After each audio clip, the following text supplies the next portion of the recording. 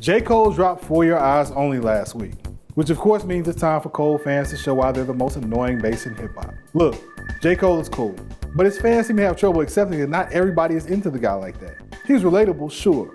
And when he's inspired, he's one of the best in hip hop. But he can also be the rap equivalent of the San Antonio Spurs. Just because you make music that's sincere and stripped down doesn't make you more valid as an artist. And your project isn't necessarily all that deep just because it's monotonous and self-absorbed. But J. Cole fans seem to think that that alone makes a classic. Back in the 90s, we just called that a common album. We have shots fired! Shots fired. This is the Boombox Rewind. What we do here is go back.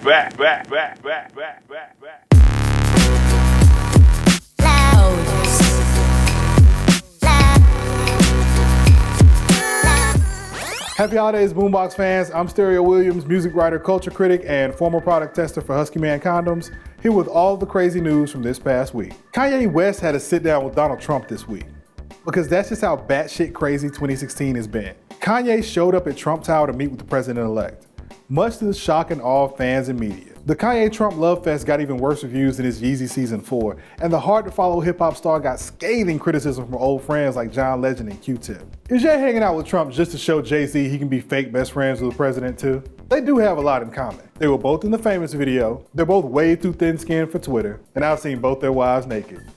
In other news, 50 Cent blasted the Golden Globes after his hit Stars show Power failed to garner any nomination. It's understandable that 50 would want to fight for his show, but damn.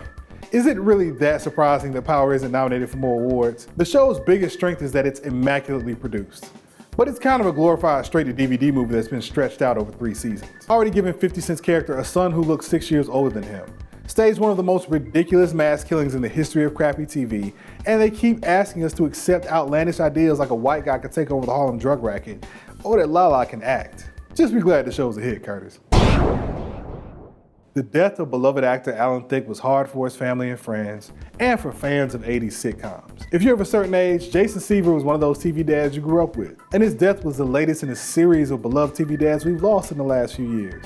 Uncle Phil, Mr. Drummond, George Jefferson have all passed on. Hell, even Cliff Huxtable is dead in a way. So I wanted to take this time to show some love to the most overlooked TV dad of the 80s and 90s, Lester from 227. Nobody acknowledges Lester from 227, but he raised Regina King, who has grown up to be a great woman. And he was a mentor to Calvin, who nobody's seen since like 1990, but I'm sure he turned out all right. Lester had the 4th greatest mustache of the 80s, behind Tom Selleck, John Oates, and that black guy who used to do a ventriloquist act on every black TV show. And he managed to never step out on Mary despite the fact that Sandra was shimmying around his apartment in skin-tight dresses every episode. Outside.